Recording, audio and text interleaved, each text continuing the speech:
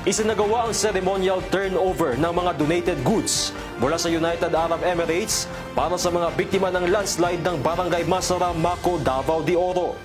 Ayon sa Department of Social Welfare and Development, malaking tulong ito para sa recovery efforts ng pamahalaan.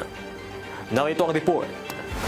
Personal na binisita ni United Arab Emirates Ambassador to the Republic of the Philippines, Mohamed Obaid Al-Katam Al-Zabi, katuwang sina Department of Social Welfare and Development Secretary Rex Gatchalian, mga opisyales ng provincial government sa Davao de Oro, 10 First Infantry Pag-asa Brigade at mga kapulisan.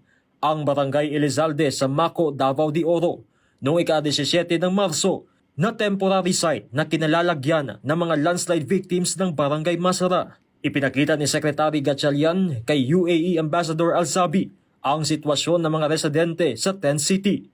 Ayon kay Al-Zabi, kailangang mabigyan ng agarang aksyon ang kondisyon ng mga pamilya, lalo na ang mga bata at matatanda. Kaya labis ang tuwa ng mga residente sa ipinamahagi ng United Arab Emirates na paunang 950 boxes ng family food packs na parte sa kabuuhang 5,000 boxes na family food packs na nagkakahalaga ng 55 milyong piso. Isa si Mercedita Odia sa mga benepisyaryo ng programa. Pasalamatan ako kay Nagpapasalamat si Mercedita dahil mayroong pa ring mabubuting pusong tumutulong sa kanila.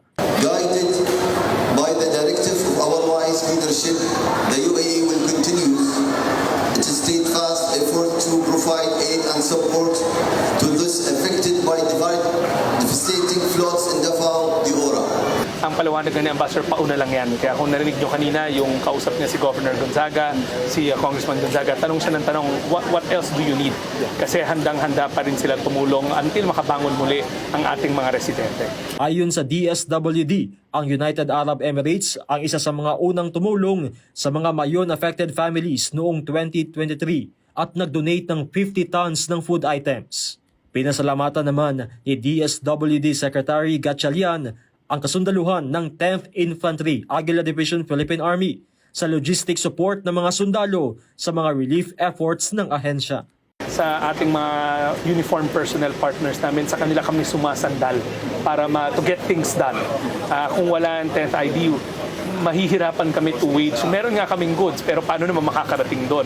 Meron nga kaming relief na handa at cash na handa, pero paano makakarating doon? Ayon kay Commander 10th ID, Major General Alan D. Hambala, hindi titigil ang mga sundalo sa pagtulong sa government agencies sa aspeto ng emergency at crisis response.